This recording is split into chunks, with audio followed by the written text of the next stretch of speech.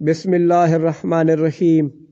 سہل بن سعد رضی اللہ تعالی عنہ سے روایت ہے کہ رسول اللہ صلی اللہ علیہ وآلہ وسلم نے فرمایا، میری امت کے لوگوں میں اس وقت تک خیر باقی رہے گی جب تک وہ افطار میں جلدی کرتے رہیں گے۔ صحیح بخاری حدیث نمبر 1957۔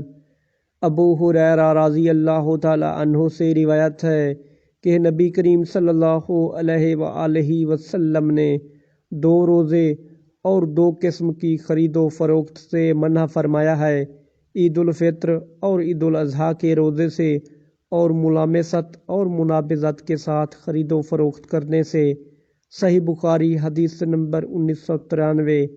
اللہ تعالیٰ سے دعا ہے کہ اللہ تعالیٰ ہمیں ان پیاری احادیث مبارکہ پر عمل کرنے کی توفیق عطا فرمائے اور اپنے پیارے آقا صلی اللہ علیہ وآلہ وسلم کے نقش قدم پر چلنے کی توفیق عطا فرمائے، آمین۔